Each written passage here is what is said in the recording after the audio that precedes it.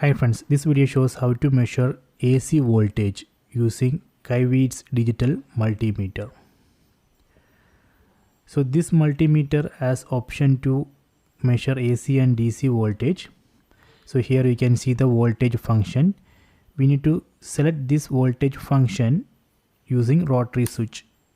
Just rotate the rotary switch, then select the voltage function. Okay, done. Then here we need to connect the test cable. We need to connect a red cable to V terminal like this, then black cable to COM terminal. Then in this LCD display you can see DC.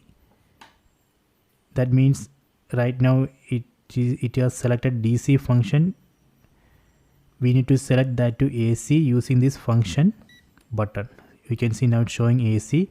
Now we can measure AC voltage. Okay, so let me measure the AC voltage. Just connect this test cable to the AC power source.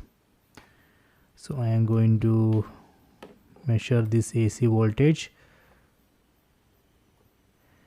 You can see it's showing 246. So this way we can measure AC voltage using this KAIWEETS Digital Multimeter. So please check it.